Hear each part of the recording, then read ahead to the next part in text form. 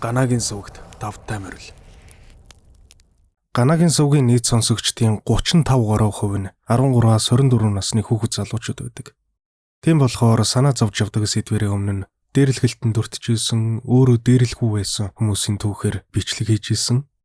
Харин одоо Монголиа цагдаагийн ерхий газар нийслэлийн гэмтэргээс урдчлан сэргийлэх ажлыг зохицуулах салбар байгууллагууд 365 эвдрээгүй ирээдүг бүтээ гэдэг цахим дээрлэхэлтийн эсрэг аяныг эхлүүлж байгаа болохоор энэ сэдвээр дахин нэг бичлэг хийхээр шийдлээ.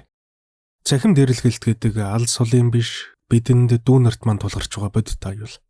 Өнөөдөр дээрлэхэлт сургуулийн хашаанаас халиад чиний халаасан дугаа гар утас, групп чат, reels, meme гээд олон төрлөөр 24 цагийн турш зогсолтгүй үргэлжилдэг болчихсон юм байна.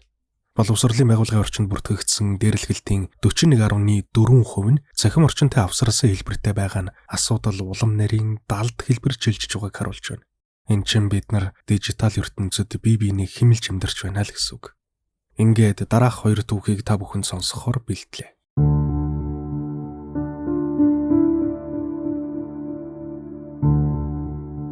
2012 оны 9-р сарын 7-ны өдөр нэгэн YouTube сувагт өсвөр насны охин өөрийн түүхээ цагаан цаасан дээр гараар бичиж нэг нэгээр нь камерын өмнө үзүүлж бичлэг тавигдсан юм. Тэр охин нэг ч үг хэлээгүй. Цаасан дээрх текстүүд нүдний харц хоёр нь л түүнийг хэрхэн шаналж байгааг өгүүлж байсан. Тэр охин бол Аманда Тод. Аманда тэр бичлэгийг хийснээсээ хойш сар гаруун дараа ердөө 15 наснда энэ хорвоог орхих шийдвэрийг хийсэн. Өнөөдөр бид Амандагийн түүхээр цахим орчин дох дээрлэхэл хүнийг ангал руу хэрхэн түлхдэг тухай бидний бичиж буй ганц үсэг үг өгүүлбэрүүд тухайн хүндээ ямар хүнд очдог вэ гэдэг талаар ярих болно.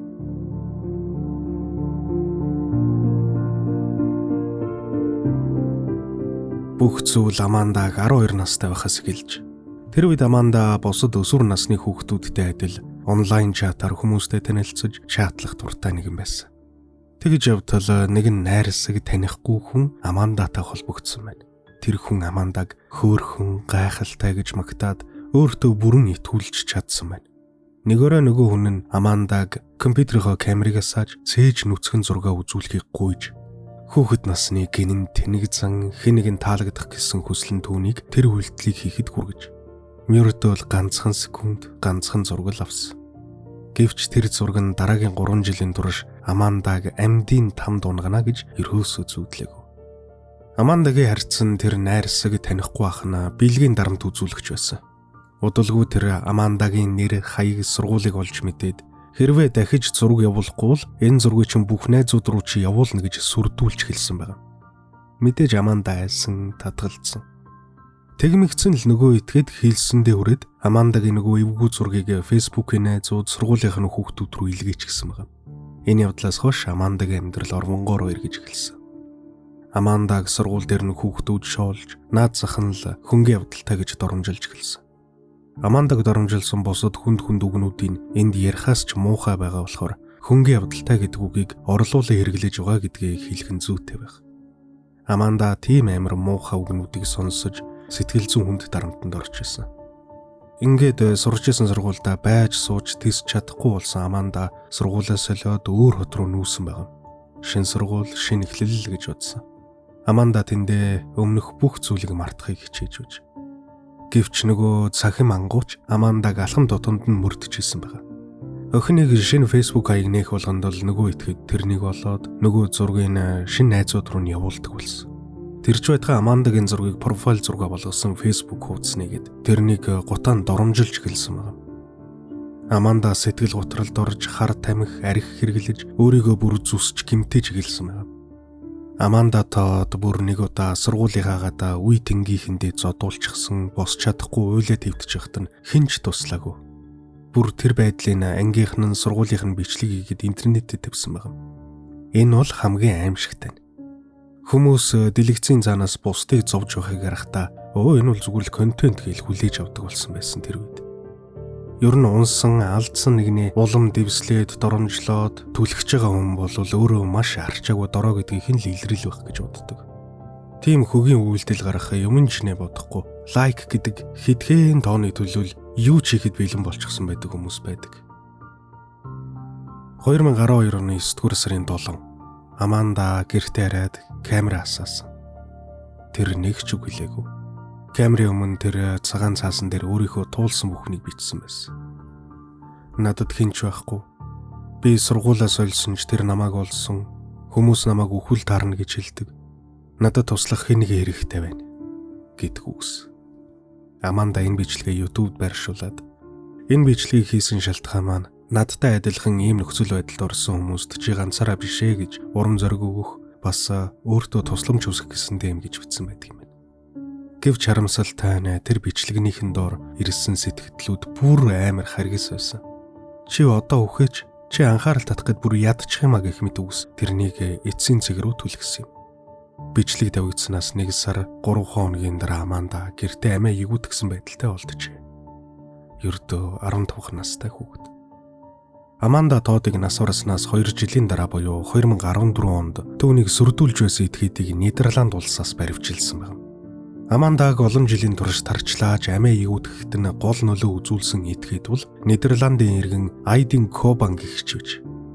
Энэ нөхөр зөвхөн Амандаг биш, интернет орчинд олон зуун өсвөр насны охид хөвгүүдийг мөрдөж, бэлгийн шинжтэй контент ашиглан сүрдүүлдэг мэрэгжлийн төвшний цэхэм ангууч гэж. Айдин Кобан золиос улсын хүүхдүүдийнхээ мэдээллийг цуглуулахдаа маш нарийн арга техник ашигладаг байсан бөгөөд Амандаг сургуулаа солих болгонд нь мөрдөж олоод шинэ найз нөхөд рүү цээж нүцгэн зургийг илгээсээр байсан нь охиныг сэтгэл зүйн үед ямар ч гарцгүй ангал руу түлхсэн байна. Урт хугацааны мөрдөн байцаалтын дараа Айдин Кобан 2014 онд Нидерландад баривчлагдсан. 2017 онд Голланд улсад бусдыг цахимаар дарамтлсан эргээр 11 жилийн хориг хял авсан бөгөөд үүний дараа Канадын тал руу шилжүүлэгдэн Аманда Тодын эрх дахин шүүгдсэн.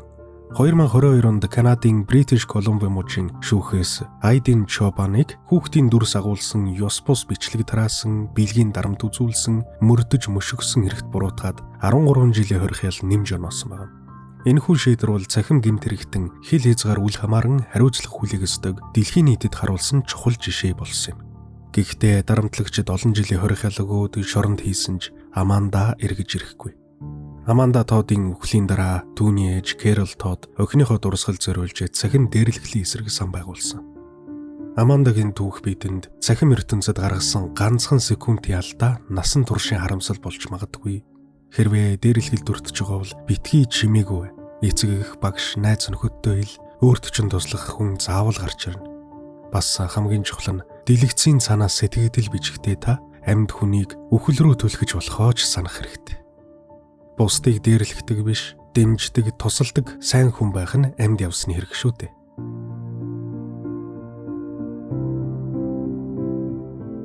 Илүү олон сонирхолтой хууч яриа болон бусад контентуудыг үзхийг хүсвэл Ганагийн сүгийг subscribe хийж, хажууд нь байгаа хонхыг дарж идэвхжүүлснээр бичлэг орох бүрд танд цаг алдалгүй notification-ээр мэдэгдэл очих болно. Баярлалаа.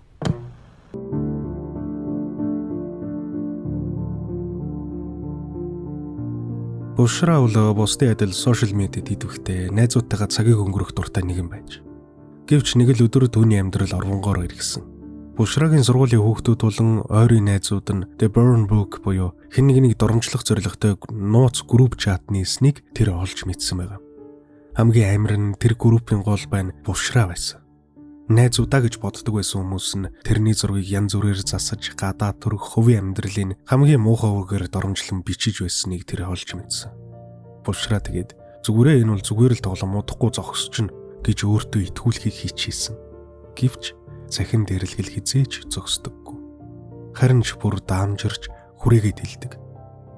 Тэр групп чат ярианууд сургууль даяар тархаж, Бушраг сургуулийн коридороор алах бүрт хүүхдүүд түүн рүү хуруугаачиж, шивнэлдэж байгааг нь анзаарэгдэж эхэлсэн байна.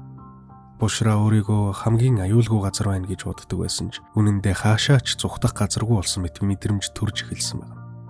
Би уцаа асаахаас айдаг болсон, сошиал медиа руу орох бүрд хэн нэг намайг үзий ядсан, доромжилсан зүйл бичсэн байх вэ гэхээс зүрх минь хүчтэй цохилдог байлаа гэж Бушра дараа нь дурссан байдаг. Энэ бол цахим дээрлэгэлтийн хамгийн хортой тал. Цахим дээрлэгэлт гэдэг карманд утастай хамт хаач байсан дагаж явдаг. Гэртээ арайд хаалгаа түүжсэн ч интернетээр дамжаад тэр хор таны өрөөнд нэвтэрсээр л байдаг. Бушрагийн сэтгэл санаа хямарч өөртөө итгэх итгэл нь бүрэн нурсан. Хүмүүстэй уулзахаасай ч өөрийгөө тусаарлаж эхэлсэн байна. Гэвч энэ бүхний эцэст Бушра нэг зөрөгтэй алхам хийсэн. Чимээгүй байхаа болж энэ бүхнийг ээждээ багштай хэлэхэр шийдсэн. Намайг хүүхдүүд ингээд илтвэрээр доромжлоод байна гэд. Энэ бол хамгийн чухал зэг байсан. Дээрлэхэгчид чимээгүй байх тусам улам хүч аваал өнгөрөөл галзуурч эхэлдэг. Харин нөгөө хүн дуурч эхлэхэд тэдний зүрх зориг нь хаашаа чим долоо уулын цагуур далдураад ёстой туулайн зүрхтэй болчихдог. Бушраа сургуулийнхаа захиргаатай хамт тэр групп чатыг ил болгоод холбогдох хүүхдүүдэд арга хэмжээ авахулж чадсан. Бушраа өөрийн түүхээрээ дамжуулаад Брук зэрэг байгууллагуудтай хамтран захим дээрлэхлийн эсрэг дуу хоолой өргөж эхэлсэн байна. Өөртөө адилхан зовж байгаа мянган хүүхдүүдэд чи ганцаараа биш ээ гэдгийг Бушраа ойлгуулахыг хүссэн байна. Бушрагийн түүхээс бид найз гэдэг хүн өөрийг ч хамгаалдаг хүнийг хэлдэг болохоос биш доромжилж байгаа групп чатанд энийгээ зүг доромжлоод ардуур нь муулаад байдаг хүнийг хэлэхгүй. Бас цахим орчин тавгүй мэдрэмж авч байвал тэр дэрүү блок хийж уцаа тавиад бодит амьдрал дээр хүмүүсээс тусламж хүсэх хэрэгтэй. Сэтгэгдэл улам мессежүүдээр чамайг тодорхойлохгүй шүү дээ.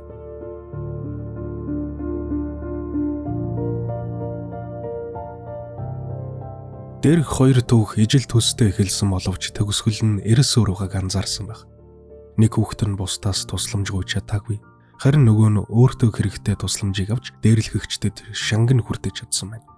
Хоромж хаягны цаанаас хөнгүүтгэж зөвшөөрлгүй зургийн дарааж бүлэглэн нэгнийг гадуурхах нь кул харагдуулдаг юм биш. Энэ бол хэн нэгний ирээдүг өөртөө итгэх байдлыг алж байгаа гэмт хэрэг. Хэрвээ чи өөрөө ийм байдалд орсон бол эсвэл хэн нэгнийг интернетээр алуулж байгааг харсан бол дуугүй битгий суугаарай. Насан туршид ойлгохгүй гэж битгий бод, хэл, яр, мэдэл. Нэг удаагийн шир, нэг удаагийн муухай үг хэн нэгний амьдралыг орвонгоор нэргүүлэх хүчтэй байдаг. Тийм болохоор бүгдээрээ интернетэд соёлтой, хүнлэг байцгаая. Жилийн 365 хоногт хэн нэгнийг сэтгэл зүйн дарамтгүй амьдрахад нь туслая. Ийм Монголиа цагдаа ерөнхий газар нийслэлийн гэмт хэрэгээс урдчлан сэргийлэх ажлыг зохицуулах салбар зөвлөл. 365 эвдрээгүй ирээдүг бүтээе. Миний оруулж буй бичлэгүүдийг цаг алдалгүй, алгасалгүй үзхийг хүсвэл subscribe дарж, хажууд байгаа хонхыг дарж идэвхжүүлээрэй.